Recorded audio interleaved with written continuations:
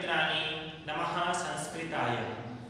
जैसे कि आप जानते हो कि हमारे सामने आज ये सारी जो सिचुएशन चल रही है, इस सिचुएशन में हमें अपने घर में खुद को सुरक्षित रखना है और उसी सुरक्षितता के साथ खुद को आगे बढ़ाने के लिए ज्ञान का भंडार अपने साथ लेकर हमें आगे बढ़ना है। क्यों तो वक्त कैसा भी रहे, हमें हमारा स्पिरिट नहीं छोड़ना है। At any cost, at any situation हमें खुद को खड़ा ही करना है। एक बात आपके लिए मुझे कहनी है कि इंसान कोई भी चीज करते वक्त बहुत सारी सही या गलत चीजें उनके बारे में सोचता तो है, लेकिन वो वैसे कर नहीं पाता। तो हमें इतना ही करना है कि हमारी जिंदगी में भी हमें सारी चीजें खुद के बल पर पाने की हम इच्छा तो रखते जरूर है, लेकिन हम उसे पा नहीं सकते। तो उसे पाने के लिए हमें उतना ही मेहनत कर हमें आगे बढ़ना पड़ता है। और इसी कामना के साथ कि आपकी सेहत अच्छी रहे, इसको मैं ध्यान में रखते हुए मैं आज आगे बढ़ रहा हूँ। हमारे सामने कुछ वर्ड्स है, हमें उनको अभी पढ़ना है।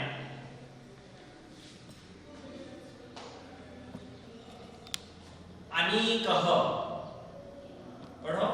अनीकः, अस्ति, अस्ति, अतः, अतः, और अंतिम वर्ड है सर्वे। ठीक है, सर्वे। तो आज के इस पाठ में हमें जो भी देखना है हम अभी उसके तरफ बढ़ेंगे। हम संस्कृत को पढ़ते हुए हमें एक बात हमेशा से ध्यान में लेनी पड़ती है कि वर्ण हम किन्हें कहते हैं? वर्ण हम उन चिन्हों को कहते हैं कि जो भाषा के सबसे एकदम मूल रूप है, जिनमें कभी भी कोई भी परिवर्तन नहीं हो सकता। हम उन्हें सामान्य रूप से हम उन्हें क्या कहते हैं स्टूडेंट्स? हम उन्हें वर्ण कहते हैं। क, रा, स, ये सारे हमारे सामने जो है ये वर्ण है और हम इनका अध्ययन कर चुके हैं। इनमें भी हम स्वरों का अध्ययन कर चुके हैं। हम संस्कृत में देख सकते हैं कि 13 स्वर है। 13 स्वर कौन से हैं? आ, ई, उ, रु, लु, ए, आई, ओ, औ। बाद में आते हैं 33 यानी कि त्रयस्त्रिंशत् व्यंजनानि संस्कृते सन्ति। संस्कृते कति व्यंजनानि सन्ति? संस्कृते त्रयस्त्रिंशत्। संस्कृत में कितने व्यंजन हैं? संस्कृत में 33 यानी कि 33 क्या है? व्यंजन है। और अयोगवाह क्या है? मैं आज आपको बोलने वाला हूं। तो हम इनका भी अध्ययन हमारी पिछली क्लासेस में हम कर चुके हैं। स्वरों में हम 3 प्रकार देख चुके हैं। अ, ई, उ, रु। ये क्या है? यस, ये सारे ह्रस्व स्वर हैं। बाद में आ, ई, उ और रु, ये सारे क्या है? ये सारे दीर्घ स्वर है। और तो और ए, आई, ओ, औ, ये सारे क्या है? ये सारे, हाँ, ये सारे क्या है? Correct, very good. ये क्या है?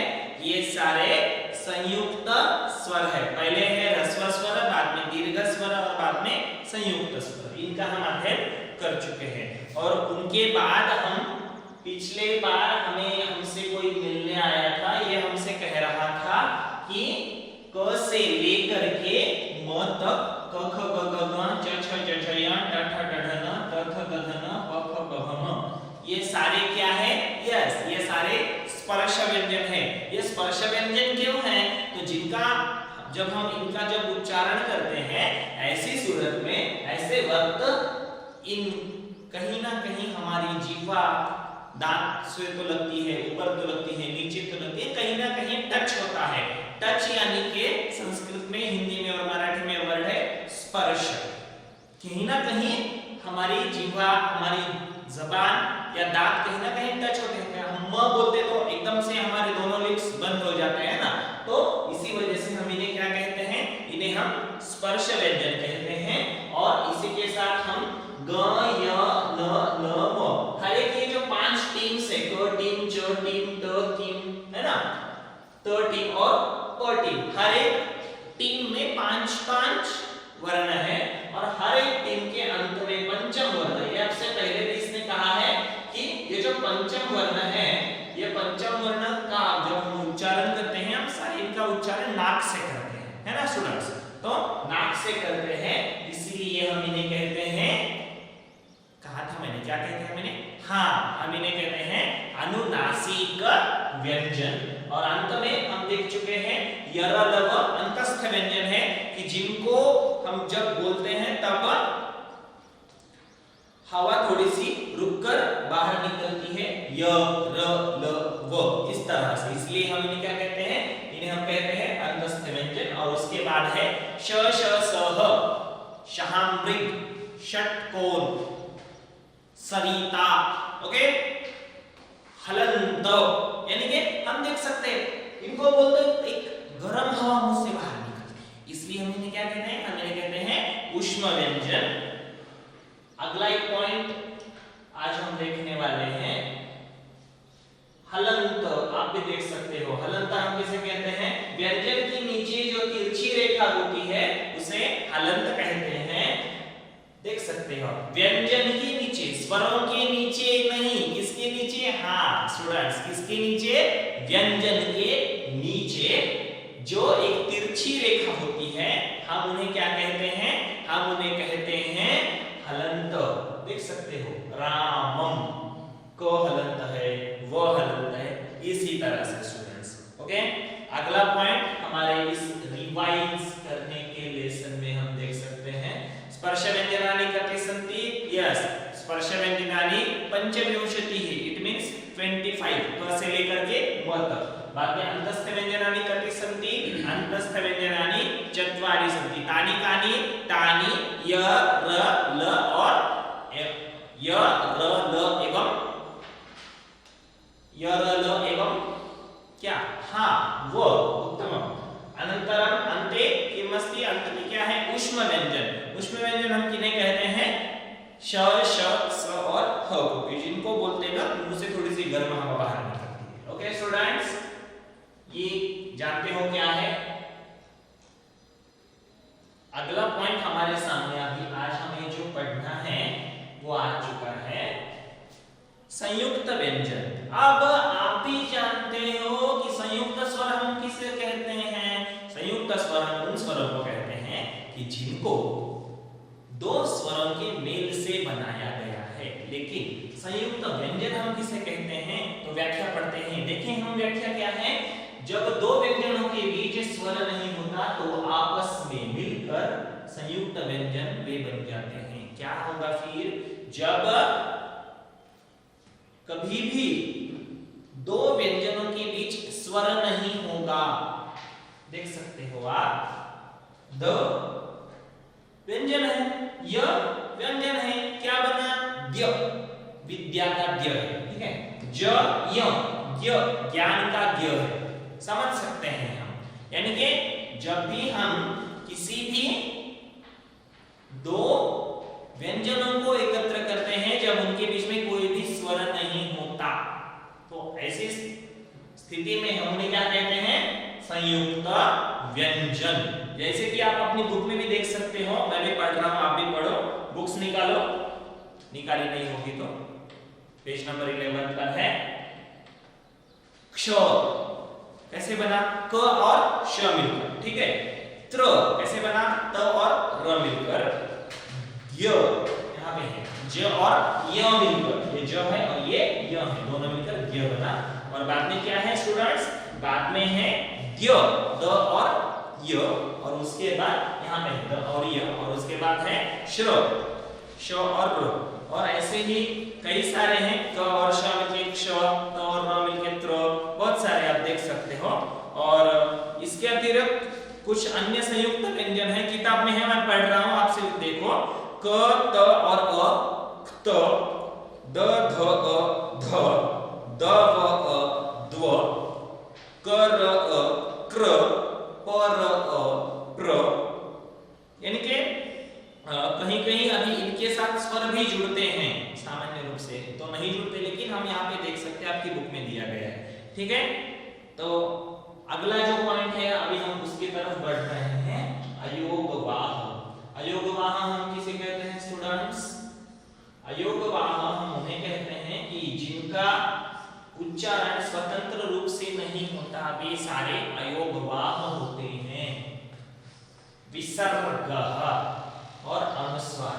आप देख सकते हो यहाँ पे आपके सामने एक जो छोटी सी इमेज है, नमः संस्कृताय।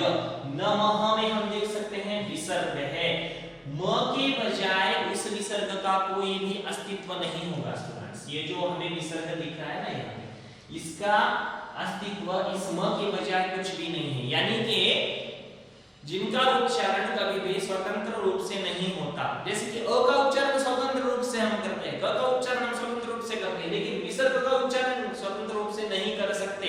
देवाः, रामाः, यानी कि देवाः व के साथ ही जुड़कर आया है, ठीक है।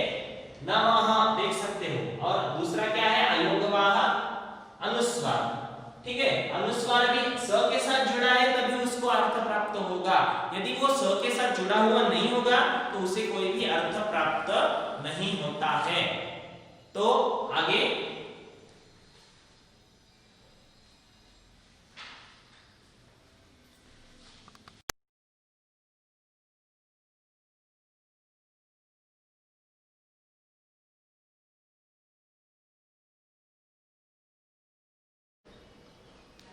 हाँ, तो स्टूडेंट्स हम अयोगवाह के बारे में देख रहे थे। जो अयोगवाह, एक तो अनुस्वार और विसर्ग, इसके बारे में हम देख चुके हैं। अभी हम आगे बढ़ रहे हैं। स्वरों का मात्रा के रूप में उपयोग। अब स्वर हम भी जान सकते हैं कि जैसा कि हमने पढ़ा, व्यंजनों का उच्चारण स्वरों के बिना नहीं किया जा सकता, इसलिए स्वरों का प्रयोग व्यंजनों के साथ मात्राओं के रूप में किया जाता है। ये सारी मात्राएं हैं, हम देख सकते हैं स्टूडेंट्स, ओके। ये सारी क्या है, मात्रा है। क हलंत है, उसके साथ अ जुड़ेगा तो क पूर्ण रूप से बन जाएगा। बाद में क हलंत है, बाद उसके साथ आ जुड़ेगा तो ये हम इसको काना के रूप में लिखते हैं, सभी जानते हो आप, है ना। आ जुड़ेगा तो इसका का बनेगा। बाद में क हलंत है, बाद में ई लगेगा इसके साथ, तो पहली ई लगेगी तो की बनेगा। बाद में क हलंत है, दीर्घ ई लगे तो की। बाद में क हलंत है, ह्रस्व उकार यानी कि पहला उकार लगेगा तो क्या बनेगा, कुलदीप का कु बनेगा, मेरे नाम का। बाद में क हलंत है और दीर्घ लगेगा तो कु बनेगा, दीर्घ कु, ठीक है।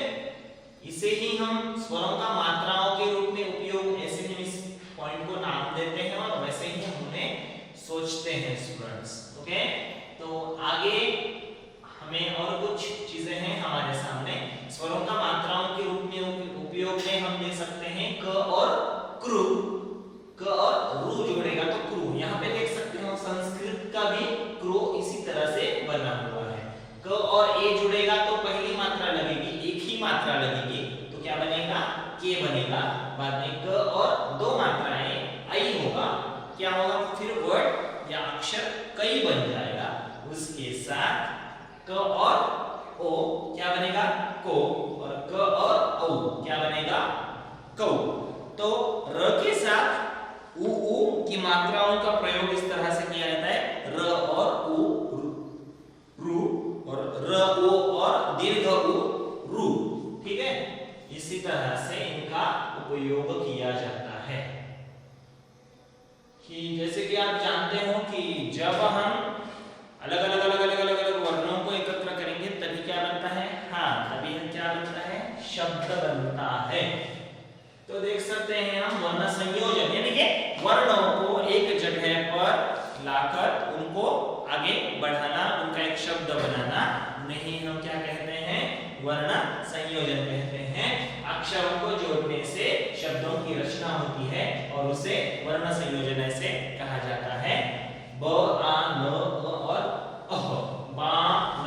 यहाँ पे बान का हम ये भी देख सकते हैं, इमेज भी देख सकते हैं, ब आ न और अह, बा न, ठीक है। इस तरह से पत्रिका यदि वर्ण होगा तो प अ त र ई क और आ, इस तरह से ये इनका इन अलग अलग वर्ड्स को जब हम एकत्र करेंगे, वर्णों को एकत्र करेंगे तो वर्ण संयोजन वो कहलाएगा। आप अपनी बुक में देख सकते हो स आ ध उ, साधु, ओके।